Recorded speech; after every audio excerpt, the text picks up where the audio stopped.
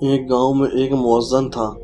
اس کی دل خراش آواز سے سب پریشان تھے، مگر مؤذن کو خوش فہمی تھی کہ اس کی آواز بے حد سریلی اور میٹھی ہے۔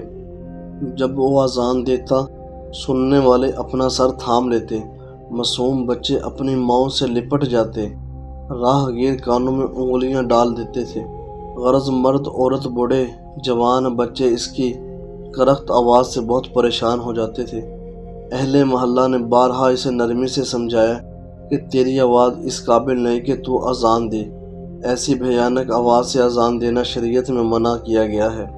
محلے والوں کی جان اس سے عذاب میں تھی کہ سننے والوں کو نیند حرام ہو جاتی تھی، سروں میں درد ہونے لگتا تھا۔ آخر تنگ آ کر سب نے صلاح مشورہ کیا کہ کسی طریقے سے مسجد سے فارغ کرنا چاہیے۔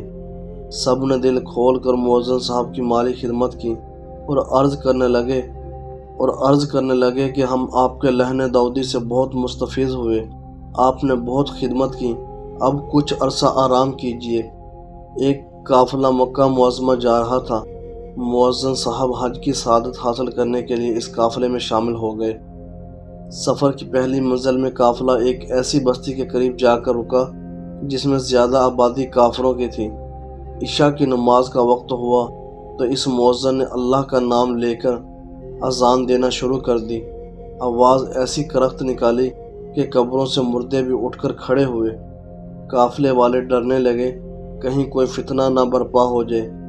تھوڑی دیر بعد ایک کافر ہاتھ میں شمع لیے مٹھائی اور قیمتی جوڑا کپڑوں کا لے کر آیا اور قافلے کے اندر آتے ہی پوچھنے لگا، وہ مؤذن کہاں ہے جس کی آواز سے ہمیں حیات نو ملی؟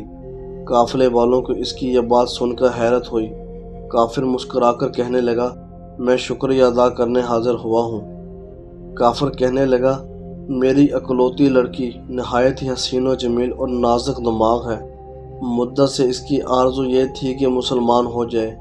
ہم اسے برابر سمجھاتے رہے کہ یہ خیال چھوڑ دے، اپنے باپ دادا کا مذہب نہ چھوڑ، مگر اسے کوئی نصیحت کارگر نہ ہوئی۔ اسلام کی محبت اس کے دل میں جاغزی ہو چکی تھی۔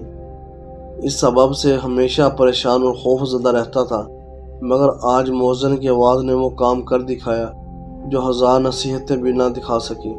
لڑکی نے مؤذن صاحب کی آواز سن کر پوچھا، یہ مکروہ آواز کیسی ہے جو کانوں میں آ رہی ہے اور دماغ پر ہتھوڑے کی طرح بج رہی ہے؟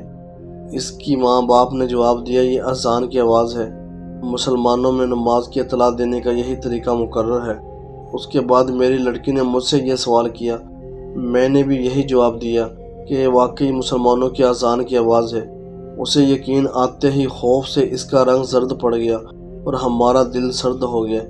اس نے اسی وقت طے کر لیا کہ وہ اسلام قبول نہیں کرے گی۔ ہم تشویش عذاب سے چھوٹ گئے، ہمیں واقعی اس کی آواز سے راحت پہنچی۔